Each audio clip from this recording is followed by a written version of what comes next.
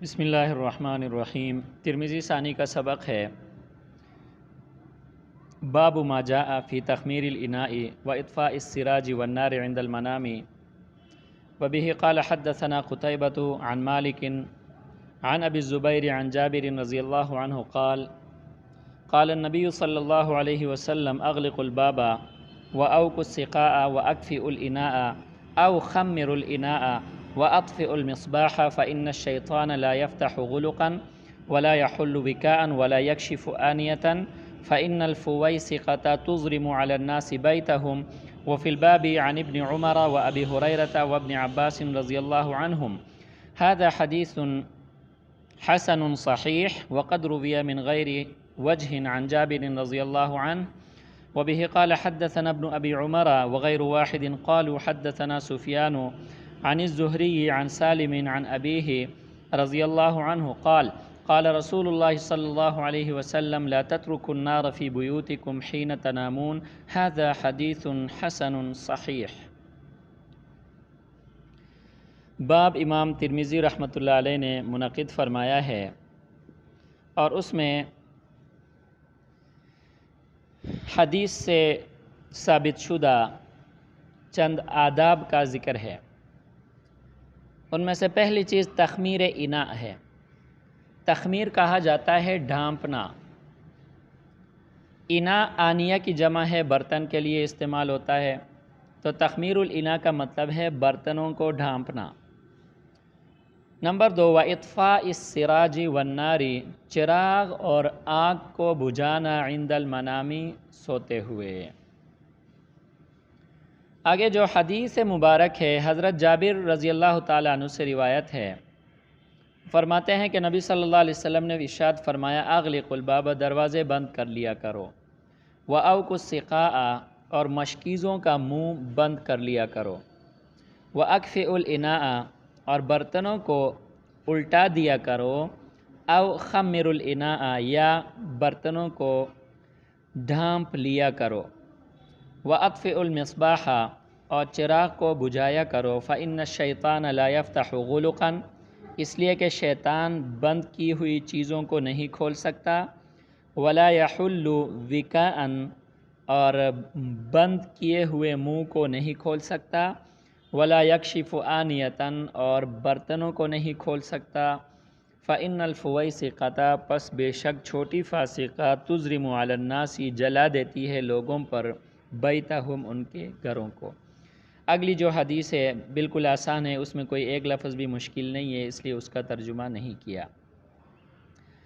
باب، اور اس میں جو زیر بحث حدیث ہے اس کا تعلق آداب البیوت کے ساتھ ہے کہ گھروں کے اندر رہتے ہوئے، خاص کر سوتے ہوئے، کن آداب کا خیال رکھنا چاہیے، کیا کام سر انجام دینے چاہیے. ان میں سے چند کاموں کا نبی صلی اللہ علیہ وسلم نے اس حدیث میں ارشاد فرمایا ہے کہ ان کاموں کو کر لیا کرو. اور یہاں جو امر کے صیغے استعمال ہوئے ہیں، یہ امر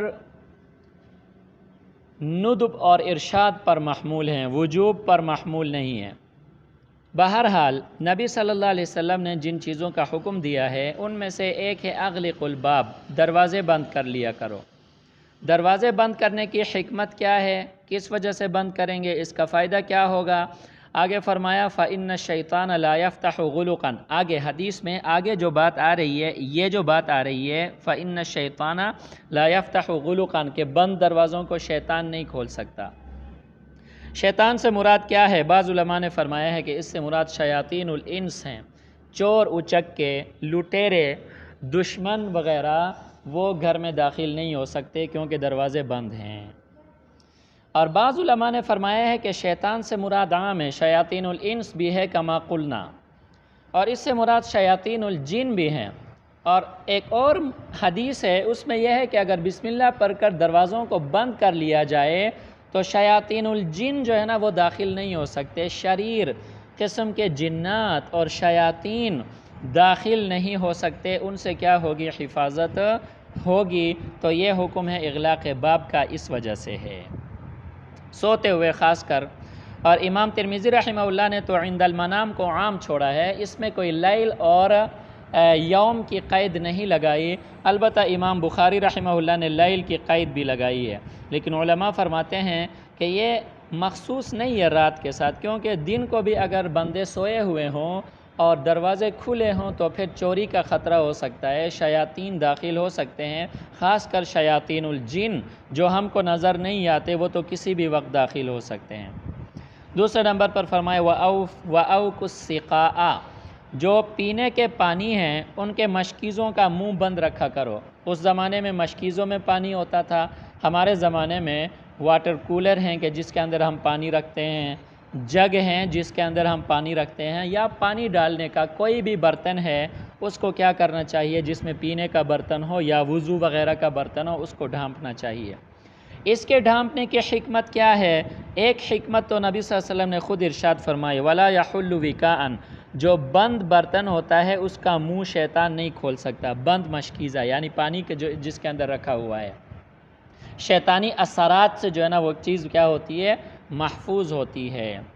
اور ایک اس کی حکمت یہ ہے تاکہ کوئی موذی، کوئی زہریلی چیز اس پانی کے اندر داخل نہ ہو جائے۔ عام طور پر ایسا ہوتا ہے کہ اگر پانی کھلا چھوڑ دیا جائے، کوئی زہریلی چیز اس کے اندر گر کر مر جائے یا زندہ بھی رہے لیکن اس کا زہر اگر اس پانی کے ساتھ شامل ہو جائے تو انسان کو نقصان پہنچاتا ہے۔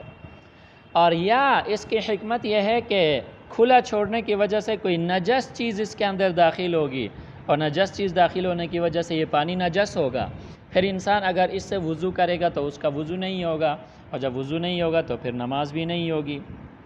اور یا اس کی حکمت یہ ہے کہ حضرت قعقاع ابن حکیم نے حضرت جابر رضی اللہ تعالیٰ عنہ سے روایت کی ہے کہ سال کے راتوں میں سے ایک رات ایسی ہوتی ہے کہ آسمان سے بلائیں نازل ہوتی ہیں، اور جو برتن کھلے ہوئے ہوتے ہیں وہ بلائیں اس برتن میں داخل ہو جاتی ہیں، اور پھر اس برتن سے جب انسان پانی پیے گا تو وہ اس انسان کے اندر داخل ہو جائیں گی، اور پھر اندرونی طور پر جو ہے نا اس کو بیماریوں میں مبتلا کر دیں گی۔ تو ان حکمتوں کی وجہ سے فرمایا کہ سقا کو، مشکیزوں کا منہ بند رکھا کرو۔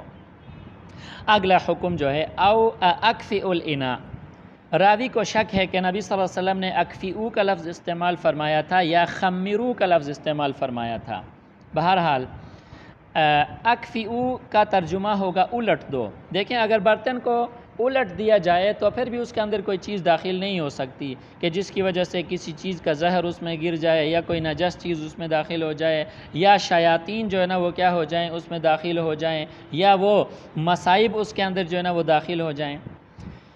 اور خمرو کا ترجمہ ہے ان کو ڈھانپ دیا کرو، خمرو ان کے اندر خمار ڈالا کرو۔ خمار کا لفظ آپ لوگوں نے پڑھا ہے، خا کے ساتھ، ہا کے ساتھ نہیں، خمار دوپٹے کو کہا جاتا ہے۔ دوپٹہ بھی جو ہے نا وہ ڈھانپنے کے لیے استعمال ہوتا ہے، گلے میں ڈالنے کے لیے استعمال نہیں ہوتا جو ہمارے زمانے کا فیشن ہے۔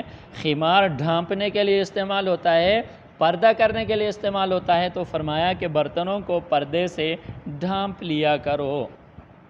اور اس کی بھی جو ہے نا ایک حکمت تو یہ ہے کہ نبی صلی اللہ علیہ وسلم نے ارشاد فرمائی وَلَا يَكْشِفُ آنِيَةً، کہ اگر برتنوں کو تم نے ڈھانپ دیا، ان کو الٹ دیا، خاص کر بسم اللہ پڑھ کے جب یہ کام کیا تو شیاطین جو ہے نا پھر ان کو کھول نہیں سکتے، ان میں تصرف نہیں کر سکتے، اسی طرح کوئی نجس چیز ان کے اندر داخل نہیں ہو سکتی، اسی طرح کوئی زہریلی چیز جو ہے نا وہ ان کے اندر داخل نہیں ہو سکتی۔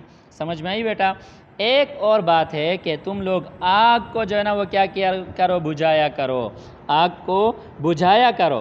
اور آگ بجھانے کی حکمت کیا ہے؟ تو فرمایا کہ فَإِنَّ الْفُوَيْسِقَةَ تُظْرِمُ عَلَى النَّاسِ بَيْتَهُمْ، فویسقہ یہ فاسقہ کی جو ہے نا کیا ہے، تصغیر ہے۔